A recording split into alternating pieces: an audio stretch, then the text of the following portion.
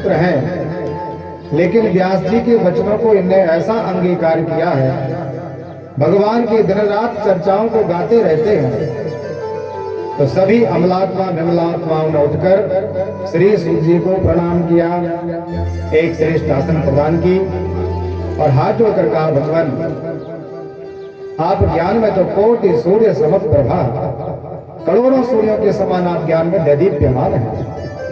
हमारे अज्ञान रूपी अंधकार को नष्ट करने के लिए आप हमें कोई रसायन प्रदान कीजिए।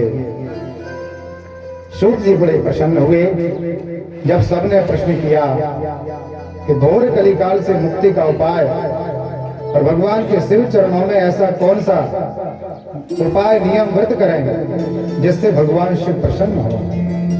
तो श्री सूत जी महाराज कहने लगे, लघु पाये नये देशा भवेत सद्यो अध्यनाशनम सर्व सिद्धांत ही कृपया तत्त्वतो यवदाधुना एतत् शिव पुराणानां नमस्कुर्यात् दूरता सर्वदेव अर्चन फलं सा प्राप्नोति न संशयः।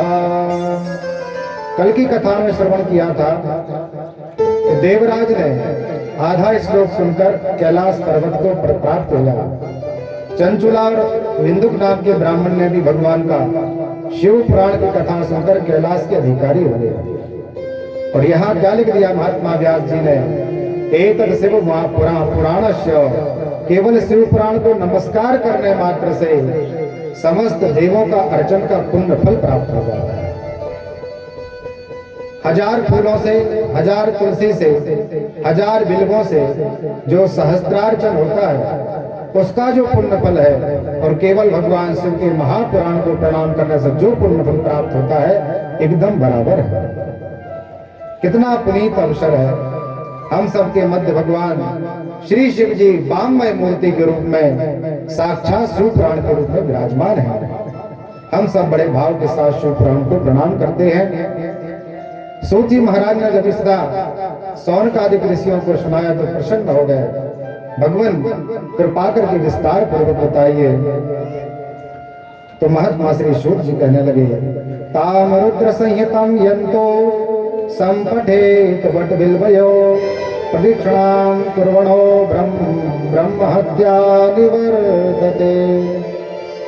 यदि भगवान शिव का शिव महापुराण आपको प्राप्त नहीं होता है, अभी तो दुर्लभ है, तो आप बिल्व पत्र को या बिल्व वृक्ष को भी प्रणाम कर सकते हैं।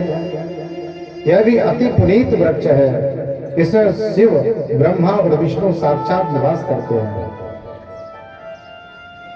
जो कोई बिल्व वृक्ष के नीचे बैठकर पार्थिव पूजन करता है उसे अक्षय पुण्य की प्राप्ति होती है। महात्मा को श्रवण कराया और कथा में प्रवेश किया। वंदे देव उमापतिं सुरगुरुं वंदे जगत्कारणं वंदे पन्नग भूषणां मृगधरं वंदे पशूनां पतिं वंदे शौर्यथ शांत वंदे नयनं वंदे मुकुंदं प्रियं वंदे भक्तजनाश्रयं च वरदं वंदे शिवं शंकरं। कल हम सबने शिव महापुराण की कथा श्रवण का महत्व और विधान सुना था कि क्या क्या विधि है, किन किन नियमों का पालन करके हमें शिव पुराण की कथा का श्रवण करना है। आज महात्मा श्री सूत जी ने 3 सूत्र दिए। त्रिकं च साधनं मुक्तो शिवेन मम भाषितं श्रवणादित्रकं ब्रह्मन् पुष्पेति मुहुर्मुहुः। श्रवण करने की और भगवान को प्राप्त करने के 3 नियम हैं। पहला नियम है श्रवणम, दूसरा है कीर्तनम और तीसरा है मनन।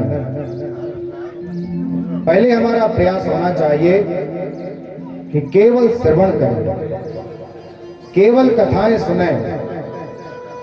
यदि कथा श्रवण नहीं कर पा रहे तो घर में उनका वाचन करें, पाठ करें। जब तक आप किसी वस्तु के बारे में जानकारी प्राप्त नहीं होगी तब तक हम उसके बारे में कुछ नहीं कह सकते। आप लोग कृषि कार्य आदि करते हैं तो आपको कृषि में संपूर्ण ज्ञान है कि किस विधि के द्वारा अन्न को उत्पन्न किया जाता है, तभी वह अन्न उत्पन्न होता है। और थोड़ी सी चूक आपने कर दी तो फिर आपको नुकसान लग जाता है, घाटा हो जाता है। वैसे ही यदि हमें भगवान को प्राप्त करना है, परमात्मा के बारे में जानना है, तो श्रवणम, सबसे पहले श्रवण करें। जहां भी पता चले कि भगवान की दिव्य चर्चा हो रही है तो केवल श्रवण करिए। आप जब कोई कन्या का विवाह करते हैं या वर को कन्या के लिए आप संदेश संबंध बनाने के लिए जाते हैं तो आजू बाजू वाले से, उनके सगे संबंधियों से पूछते हैं इनके बारे में आप कुछ बताइए। और जब 4-5 जगह से आपको एक ही बात पता चले तो आपको लगता कि नहीं सही है, अब तो प्रमाणित हो गया कि अमुक परिवार इनको शुद्ध है, सात्विक है, हमारे योग्य है। तो आपको विश्वास कैसे हुआ जब आपने 4-5 जगह वार्तालाप की, उनके बारे में पूछा? अभी तो एकदम अज्ञात थे, उनके बारे में आप कुछ नहीं जानते थे, लेकिन पता कर करके आप इतने पुष्ट हो गए, इतना विश्वास हो गया कि आप अपनी कन्या को दान करने का मन बना लिया। वैसे ही भगवान की चर्चा है, जब तक आप कथा नहीं सुनेंगे तो भगवान के चरित्र कैसे पता चलेंगे, भगवान ने कैसी कैसी करुणा की है, कौन कौन से भक्तों पर दया की, कितने से छोटे से नियम पर भगवान रीझ गए, कितने से भाव पर भगवान ने अपना सर्वस्व भक्त पर निछावर कर दिया। तो पहला नियम बताया श्रवणम, श्रवण करें। भागवत जी का प्रसंग आप लोगों ने श्रवण किया होगा कि जो भगवान के 24 अवतारों में पृथु महाराज हैं, यज्ञ किए, 99 यज्ञ किए, 100वें यज्ञ में भगवान स्वयं नारायण पधारे। तो महात्मा पृथु जी ने क्या मांगा? भगवान हमें ऐसे इन्हीं दोनों कानों में ऐसी शक्ति प्रदान कीजिए, या फिर हमारे शरीर में 10,000 कान प्रदान कर दीजिए, क्योंकि आपके चरित्रों को सुनते सुनते हमारा यह हृदय अघाता नहीं है। इतनी तृष्णा है, इतनी प्यास है, उस प्यास को पूरा करने के लिए हमारे सर्वांग में कान ही कान बना दीजिए। परमात्मा ने कहा, धन्य है राजन, अपितु यदि आपके शरीर में संपूर्ण कान लगा देंगे तो कुरूप हो जाएंगे, इसलिए हमारी दृष्टि मात्र से आपके दोनों कानों में 10,000 कानों की श्रवण शक्ति प्रदान करते हैं। जो हरि कथा सुने नहीं काना, और श्रवण रंध्र अहि भवन समाना। यदि हमने भगवान की दिव्य चर्चाओं को श्रवण नहीं किया तो जैसे सांप का बिल होता है, सांप ही जाता है और सांप ही निकलता है, सांप ही निवास करता है, ना कोई जीव उसमें विश्राम कर सकता है, ना किसी जीव के काम का है वह। वैसे हमारे कान भी अहि भवन, सर्प के भवन के समान इनका कोई प्रयोजन नहीं। परमात्मा की दिव्य कृपा से हमको मनुष्य शरीर प्राप्त हुआ है, इन सभी अंगों का हमें सदुपयोग करना है। कानों के द्वारा केवल भगवान की दिव्य चर्चा सुनना है। हमारा मन ऐसा ना हो कि हम दूसरों की निंदा सुने, दूसरों के अवगुणों को सुने। उनके सुनने से कुछ नहीं होगा, हमारे शरीर में केवल अवगुण ही व्याप्त होंगे। इसलिए प्रयास करें कि केवल भगवान की दिव्य कथाओं का श्रवण करें। आंखों को दिया है भगवान ने, विधाता जी की रचना देखो, कितनी सुंदर सुंदर आंखें सबको प्रदान की। तो क्या देखने के लिए प्रदान किया? केवल भगवान के श्री विग्रह का दर्शन करें, साधु का, संत का, गुरु महाराज का, माता पिता के अंग का दर्शन करें, उनकी छवि को अपने हृदय पट में धारण करें। जिह्वा का काम है केवल भगवान का नाम संकीर्तन करें। ऐसा नहीं कि क्रोध किया और अनर्गल द्वेष युक्त वाणी के द्वारा किसी को अपमानित कर रहा है, इस वाणी रूपी तीर से किसी का हृदय जर्जर कर रहे, ऐसा प्रयास नहीं होना चाहिए। केवल भगवान की दिव्य नाम का संकीर्तन इस वाणी के द्वारा होना चाहिए।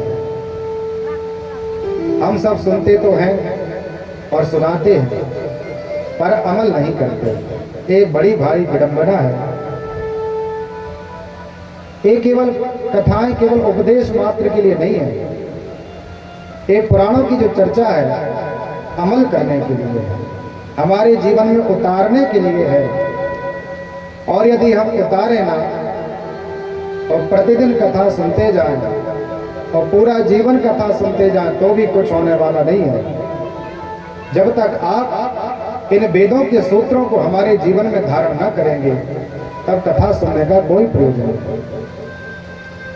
घर से आप निकले कथा सुनने के लिए और घर पहुंचे और पता चला कोई अंतर नहीं है, जैसे घर से आए थे वैसे घर चले गए, तो कथा सुनने का क्या लाभ आपको प्राप्त होगा।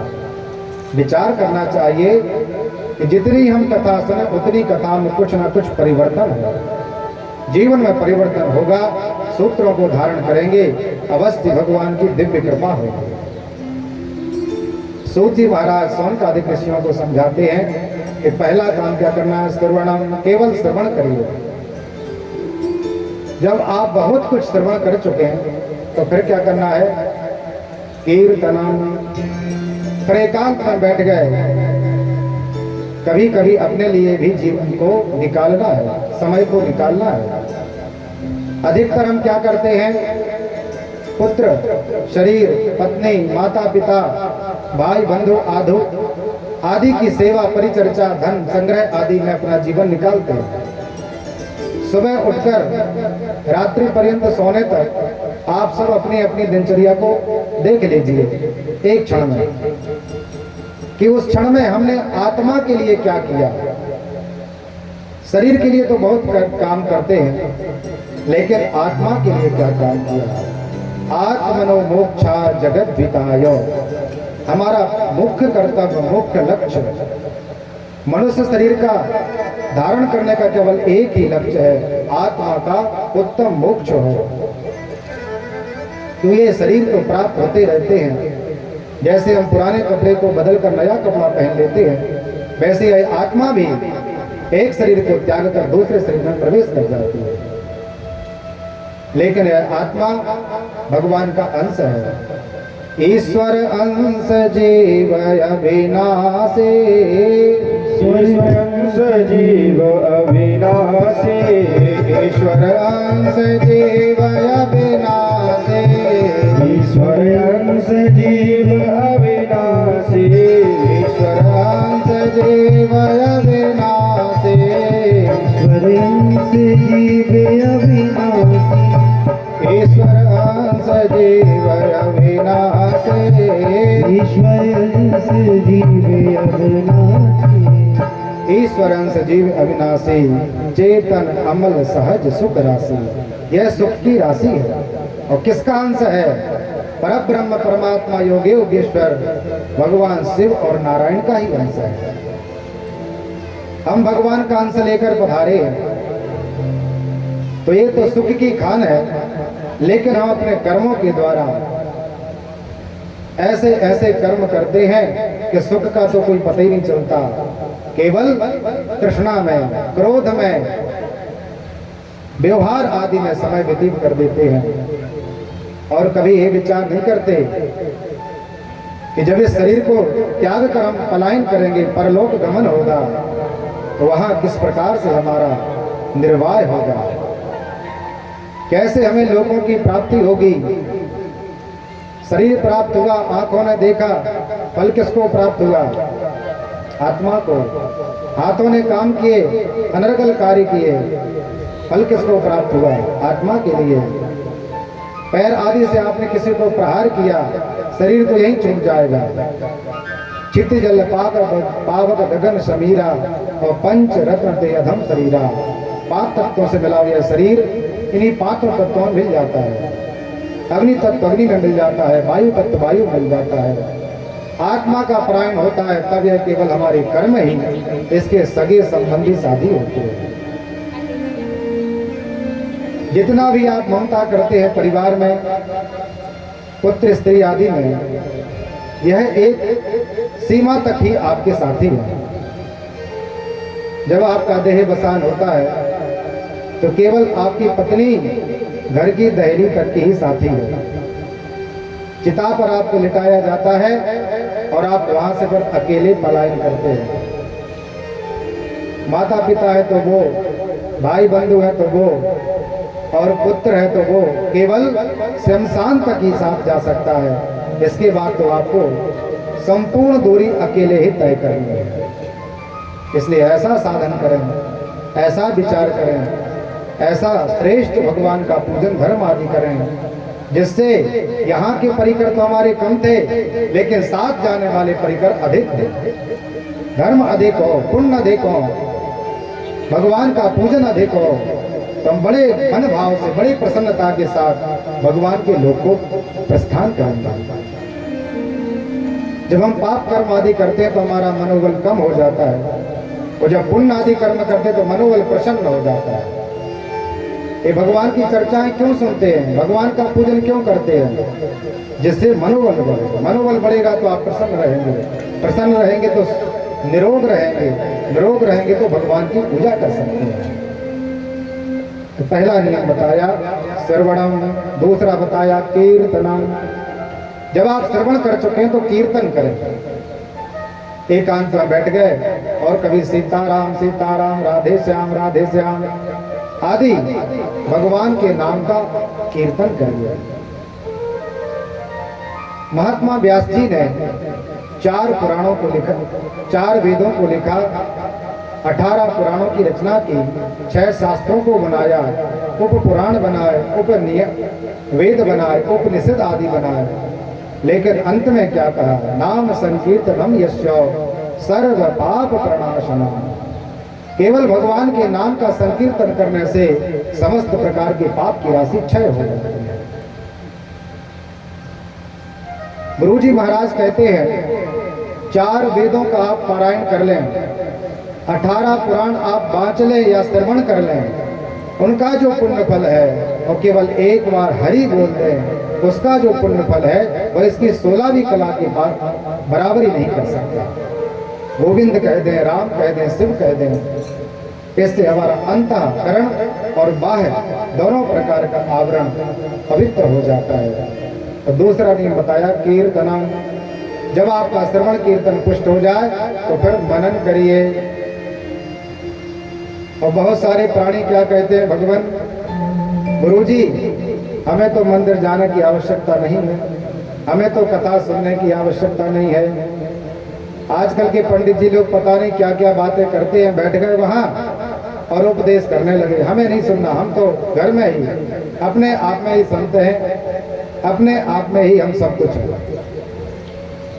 तो उन प्राणियों से हमारा ये कहना है, यदि भगवान इतने सरल होते तो जो योगींद्र मुनींद्र संत लोग हजार वर्ष, लाख वर्ष तपस्या करके अपने शरीर को कृष कर दिया, हड्डी मात्र रह गया, तो क्या वह भगवान को ऐसे ही प्राप्त नहीं कर लेते? इतना श्रम क्यों करते?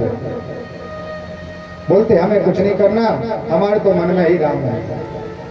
मन में यदि राम है तो आपके व्यवहार में भी राम होते, मन में यदि आपके राम है तो आपकी वाणी में भी राम होते।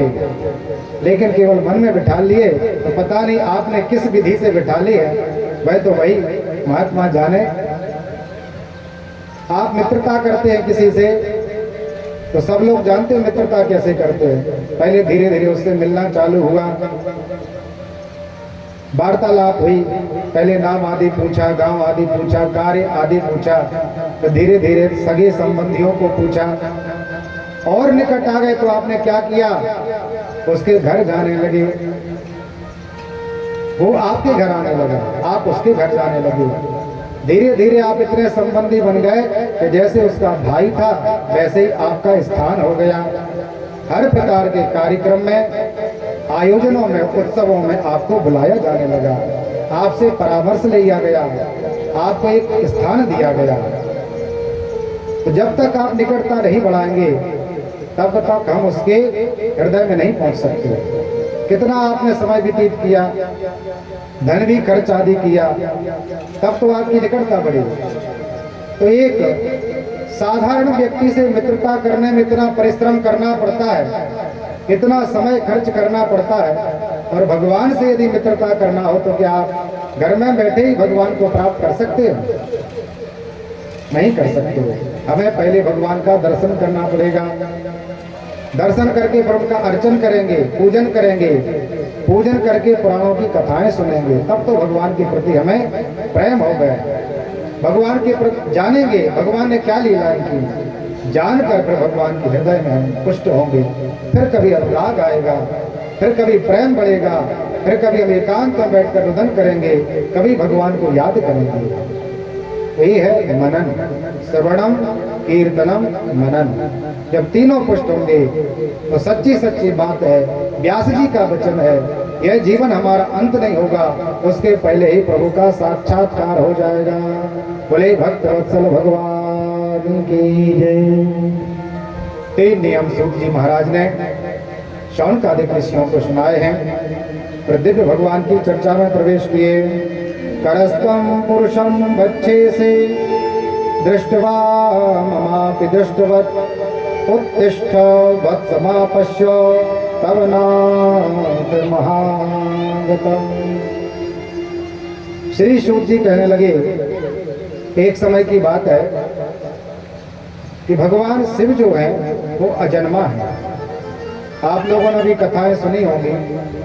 भगवान के किसी भी पुराण में, किसी भी वेद में भगवान शिव के माता पिता का कहीं उल्लेख नहीं है कि भगवान शिव ने जन्म कब लिया, कहां से भगवान की उत्पत्ति हुई। तो परमात्मा शिव जो है निराकार स्वरूप है, उनका कोई आकार नहीं है, वह पर ब्रह्म है, एक केवल ज्योति पुंज के रूप में है। वही परमात्मा जब भक्तों पर कृपा करते हैं तो साकार हो जाते हैं। वही कभी विष्णु बन जाते हैं, वही कभी विधाता बन जाते हैं। वही परमात्मा भक्तों की रक्षा के लिए कृष्ण बन जाते हैं। वही परमात्मा लीला करने के लिए श्री राम जी बन जाते हैं। तो एक बार परमात्मा ने दिव्य कृपा की और भगवान श्री हरि और विधाता जी की रचना हुई। चारों तरफ सर्वत्र जल ही जल था और भगवान की दिव्य दृष्टि शिव जी की कृपा से एक बालक कमल की पंखुड़ी पर, एक वट वृक्ष के पत्ते पर और आश्रय प्रदान कर रहे थे। चारों तरफ जल ही जल था।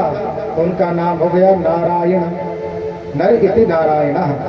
नर, जल को नर बोलते हैं, उससे उत्पन्न हुए उनका नाम नारायण होगा। नारायण शयन कर रहे थे, नाभि से कमल उत्पन्न हुआ, कमल से ही विधाता जी का जन्म हो गया। विधाता जी ने तप आदि किए। नारायण भगवान ने विधाता की पदवी पर प्रतिष्ठित किया कि आज से आप विधाता हैं, ब्रह्मा हैं और आपका कार्य है सृष्टि का सृजन करना। और स्वयं नारायण ने भगवान शिव को प्रणाम करके इस जगत का पालन करने का कार्य ले लिया।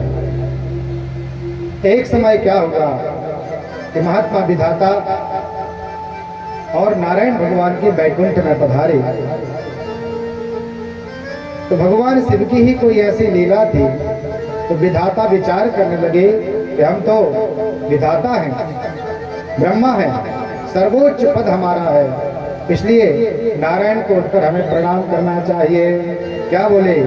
उत्तिष्ठ वत्स में पश्य तव नाथ मिहागतम। हे वत्स, हे पुत्र उठो, देखो आपके नाथ विधाता आए हैं। ऐसा ब्रह्मा जी स्वयं नारायण से कहने लगे। नारायण बोले, स्वस्ति ते स्वागतम वत्स तिष्ठ पीठ मितो दिशा। यहाँ नारायण ने भी क्या बोला? हे बेटा, स्वागत है, पधारिए, वैकुंठ में आपका बहुत बहुत स्वागत है। अब देखो, अब तो विरोध होने का यहीं से अंकुरण उत्पन्न हो गया। विधाता जी ने नारायण को वत्स बोल दिया, बेटा बोल दिया, और नारायण ने विधाता जी के लिए वत्स बोल दिया। विधाता कहने लगे, नारायण हम आपके पिता हैं, हम विधाता हैं। नारायण ने उनको कहा कि आप हमारे पुत्र हैं, पहले हमारा जन्म होगा, इसके उपरांत आप हमारी नाभि कमल से उत्पन्न हुए। इसलिए सच्चे अर्थों में तो आप हमारे पुत्र हैं। आपस में विरोध होने लगा। देवता आदि कंपायमान हो गए कि जब इस सृष्टि के बड़े बड़े धर्माधिकारी श्रेष्ठ पद पर प्रतिष्ठित लोग ही आपस में लड़ाई करने लगे हैं तो इस सृष्टि का क्या होगा। जैसे घर में माता पिता ही लड़ाई करने लगे तो पुत्र संतति अपने आप दुखी को प्राप्त हो जाती है कि घर में इस प्रकार का व्यवहार होने लगा, एकदम वातावरण बदल जाता है। तो भगवान विष्णु और भगवान विधाता जी का युद्ध होने लगा। इंद्रादि देवता, सूर्य आदि देवता भगवान शिव के पास पहुंचे। हे प्रभु, आप ही कृपा कीजिए। परमात्मा ने कहा समय आने पर हम दिव्य कृपा करेंगे। यहाँ ब्रह्मा जी अस्त्र शस्त्र छोड़ने लगे, यहाँ भगवान नारायण विधाता पर अस्त्र शस्त्र छोड़ने लगे। घोर युद्ध प्रारंभ हो गया। भगवान शिव ने विचार किया अब तो कृपा करना चाहिए। देवादिदेव भगवान शिव महामृत्युंजय एक अग्नि स्तंभ के रूप में और विधाता और नारायण के बीच में प्रकट हो गए। बोले ब्रह्म भगवान के जय हो, अग्निपुंज भगवान के जय हो, शिवलिंग भगवान के जय हो। एक पिंड के रूप में भगवान वहां उत्पन्न हो गए। जब भगवान नारायण और विधाता ने वह पुंज देखा तब लड़ाई तो भूल गए और उसी पुंज का दर्शन करने लगे और कहने लगे कि अभी अभी तो यहाँ कुछ नहीं था और एकदम एक ही पल में एक कौन सा दिव्य पुंज प्रकट हो गया। तो विधाता जी ने कहा ठीक है, हम लड़ाई तो कर ही रहे थे और परास्त तो कोई हुआ नहीं, विजय किसी की हुई नहीं, इसलिए ऐसा करिए इसी पुंज का पता लगाते हैं। यह तेज पुंज कहाँ से प्रकट हुआ है और कहाँ इसका अंत है। तो महात्मा विधाता जी ने हंस का रूप लिया और ऊपर की ओर जाने लगे। ब्रह्मा जी ने कहा कि हम इस तेज पुंज का अंत पता जहां से प्रकट हुआ है उसको पता करके आएंगे। हंस का रूप लेकर उड़ते हुए ऊपर जाने लगे। नारायण भगवान ने सूकर का रूप, बाराह का रूप लेकर और उस अग्निपुंज तेज पुंज के नीचे की ओर जाना प्रारंभ कर दिया। इसका आधार देख कर आएंगे और शर्त हो गई कि जो सबसे पहले देख कर लौटेगा उसी को हम सम्मति से कहेंगे यही श्रेष्ठ है, यह बड़े हैं, और जो बाद में लौटेगा वह उसका बेटा बन जाएगा। ब्रह्मा जी ने कहा ठीक है। विधाता जी ने तो अभिमान के बस हंस ले लिया रूप कि उड़ते उड़ते जल्दी से जाएंगे और इस तेज पुंज का पता लगा कर आएंगे। लेकिन नारायण तो परम भक्त है भगवान शिव के, शिव जी को ही प्रणाम किया और बाराह का रूप धारण करके नीचे गमन कर गए। शिव पुराण में लिखा करोड़ों वर्ष व्यतीत हो गए, एक वर्ष नहीं करोड़ों वर्ष। और किसके? विधाता जी के और भगवान नारायण के। हमारे वर्षों में देवताओं के वर्षों में बहुत अंतर है और देवताओं के वर्षों में और विधाता के वर्षों में अंतर है और विधाता के वर्ष और नारायण के वर्षों में अंतर है और नारायण और भगवान शिव के वर्षों में अत्यंत अंतर है। तो उनके वर्षों में करोड़ों वर्ष व्यतीत हो गए, लेकिन विधाता जी को भी अंत पता नहीं चला और नारायण भगवान को भी आधार की कोई जानकारी प्राप्त नहीं हुई। इतने में ही भगवान शिव की कृपा से, भगवान शिव की ही लीला से